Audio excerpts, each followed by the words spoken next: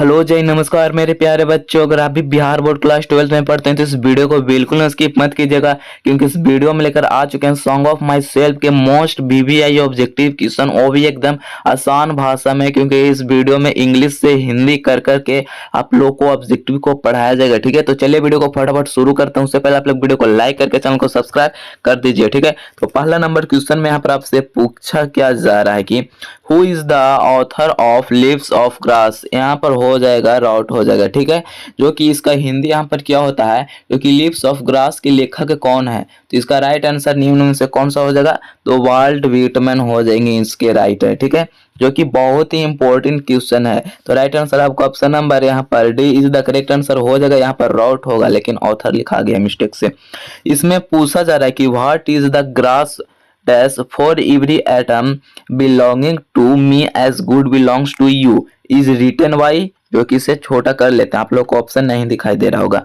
मतलब इसका हिंदी यहाँ पर आपका क्या होता है, व्हाट इज द ग्रास, मतलब what is the grass for every atom belonging to me as good belongs to you.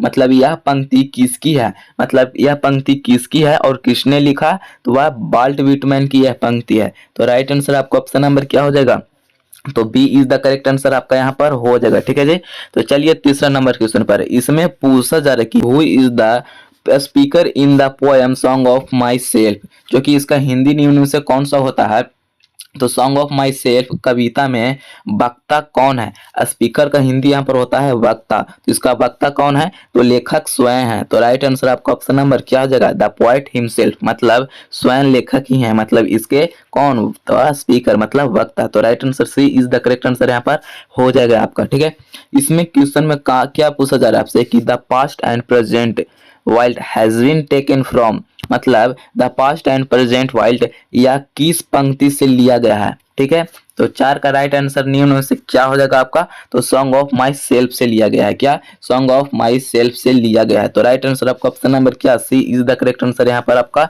हो जाएगा। इसमें क्या पूछा जा रहा है कि who compose leaves of grass, who compose leaves of grass, मतलब लिव्स ऑफ ग्रास के रचयिता कौन है, तो कौन है, तो वाल्ट व्हिटमैन है। तो राइट आंसर आपका ऑप्शन नंबर क्या हो जाएगा, तो यहाँ पर सी इज द करेक्ट आंसर आपका यहाँ पर हो जाएगा।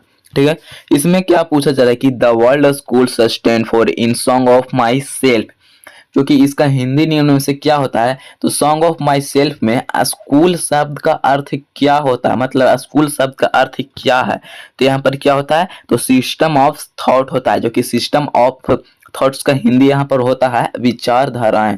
तो राइट आंसर आपका ऑप्शन नंबर क्या हो जाएंगे, तो b is the correct answer आपका यहाँ पर हो जाएगा। ठीक है, आप लोगों को नहीं समझ में कैसे आएगा, ठीक है, तो आपका option number B is the correct answer हो जाएगा। इसमें पूछा क्या जा रहा है कि who has composed the poem song of my self, क्या, who has composed the poem song of my self, जो कि इसका हिंदी निम्न में से क्या होता है, तो सॉन्ग ऑफ माई सेल्फ कविता किसने लिखी है। ठीक है, तो इसका कौन से लेखक है, मतलब तो वाल्ट व्हिटमैन ने इन्हें लिखा है। तो राइट आंसर आपका option number a is the correct answer यहाँ पर आपका हो जाएगा। ठीक है, 8 नंबर क्वेश्चन में यहाँ पर आपसे क्या पूछा जा रहा है कि इसमें पूछा जा रहा है कि वाल्ट व्हिटमैन वाज पोएट, मतलब इसका हिंदी निम्न से क्या था, व्हिटमैन किस देश के कवि थे, sorry Whitman was a poet, मतलब व्हिटमैन किस देश के कवि हैं, मतलब कवि थे या कवि हैं, ये भी यहाँ पर हो सकता है। तो यह अमेरिका के थे, मतलब अमेरिकन कवि थे। तो राइट आंसर आपका option number B is the correct answer यहाँ पर आपका हो जाएगा। ठीक है, इसमें पूछा जा रहा है कि व्हिटमैन वाज बॉर्न इन, तो इनका जन्म कब हुआ था वाल्ट व्हिटमैन का, तो 1819 ईस्वी में हुआ था जन्म, कब, तो 1819 ईस्वी में। तो राइट आंसर आपका option number c is the correct answer आपका हो जाएगा। ठीक है, अगला नंबर क्वेश्चन में यहाँ पर पूछा जा रहा है कि वाल्ट व्हिटमैन डाइड इन, मतलब व्हिटमैन डाइड इन, तो इनकी मृत्यु कब हुई थी, तो 10 का राइट आंसर क्या हो जाएगा, तो 1892 में इसकी हुई थी, क्या, तो मृत्यु। तो राइट आंसर आपका option number D is the correct answer आपका यहाँ पर हो जाएगा। ठीक है, 11 नंबर क्वेश्चन में यहाँ पर आपसे पूछा जा रहा है कि song of my self is, जो कि इसका हिंदी क्या होता है, सॉन्ग ऑफ माई सेल्फ किस प्रकार की कविता, यह भी इसका हिंदी हो सकता है।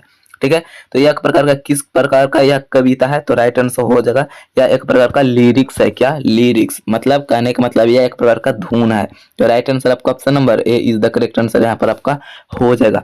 12 नंबर क्वेश्चन पर यहाँ पर आपसे चलते हैं। इसमें जो कि क्या पूछा जा रहा है कि the opening section of my the opening section of song of my self is entitled, मतलब इसका हिंदी निम्न यहाँ पर क्या होता है तो इसका हिंदी यहाँ पर होता है सॉन्ग ऑफ माई सेल्फ का प्रारंभिक भाग किस शीर्षक से है, जो कि सॉन्ग ऑफ माई सेल्फ का प्रारंभिक भाग किस शीर्षक से है।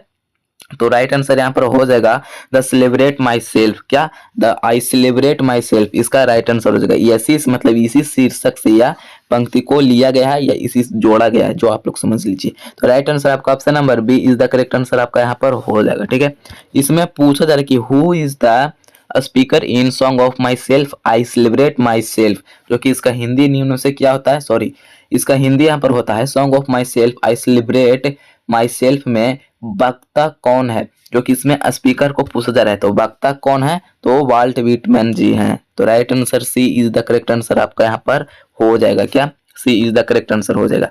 इसमें पूछा क्या जा रहा है 14 नंबर क्वेश्चन में, according to song of my self the speaker is a great lover of, मतलब इसका हिंदी यहाँ पर क्या होता है तो सॉन्ग ऑफ माई सेल्फ के अनुसार वक्ता किसका प्रेमी है, तो कला, विज्ञान, व्यापार या प्रकृति, मतलब आर्ट, साइंस, कॉमर्स या तो नेचर।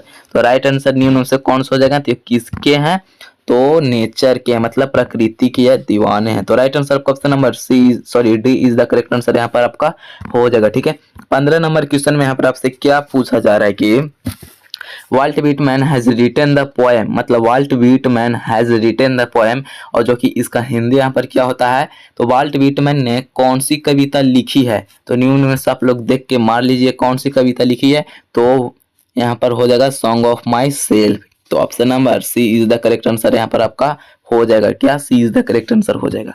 इसमें 16 नंबर क्वेश्चन में यहाँ पर आपसे क्या पूछा जा रहा है कि Walt Whitman dash years old, मतलब यह कितने साल के हैं, मतलब वाल्ट व्हिटमैन कितने साल के हैं, जो कि यह 37 साल के हैं। तो राइट आंसर यहाँ पर क्या हो जाएगा, इसकी आयु कितनी बनाई गई है, मतलब बताई गई, ये भी इसका हिंदी हो सकता है। ठीक है, तो 16 का राइट आंसर हो जाएगा, यह 37 साल के हैं। राइट आंसर आपका option number D is the correct answer यहाँ पर हो जाएगा।